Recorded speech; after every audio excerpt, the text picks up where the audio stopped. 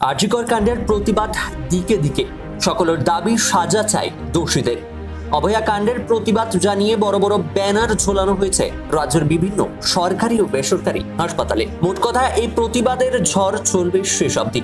প্রতিবাদকারীদের দাবি, এই প্রতিবাদ হয়ে উঠবে ইতিহাস। মনে রাখবে সভ্য সমাজ। এই মরশুমে শোকজ নোটিশ পেলেন আরজিকরের প্রাক্তন অধ্যক্ষ সন্দীপ ঘোষ। 3 দিনের মধ্যে কারণ না দেখালে বাতিল হতে পারে তার রেজিস্ট্রেশনও। সেই সঙ্গে স্বাস্থ্য ভবনের পর এবার বর্ধমান মেডিকেল কলেজের চিকিৎসক বিরূপাক্ষ বিশ্বাস এবং প্রাক্তন আরএমও অভিক দেকে সাসপেন্ড করেছে রাজ্য মেডিকেল কাউন্সিল থেকে শনিবার 3 চিকিৎসককে সাসপেন্ড করা হয়েছে। অভিক বিরূপাক্ষের পাশাপাশি সাসপেন্ড হয়েছেন মেদিনীপুর মেডিকেল কলেজের জুনিয়র চিকিৎসক মুস্তাফিজুর রহমান মল্লিকও। বর্ধমান মেডিকেল কলেজের চিকিৎসক বিরূপাক্ষ মেডিকেল কাউন্সিলের পিনাল এবং এথিক্স কমিটির গুরুত্বপূর্ণ পদে ছিলেন। একই কমিটির সদস্য ছিলেন মুস্তাফিজুরও।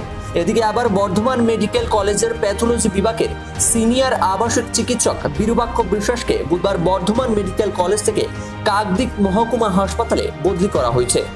এখন দেখার বিষয়, প্রতিবাদের এই ঝড় কতটা তীব্র হয় এবং ঘটনার পেছনে রহস্যের উপর থেকে পর্দা কবে ও কিভাবে সরে।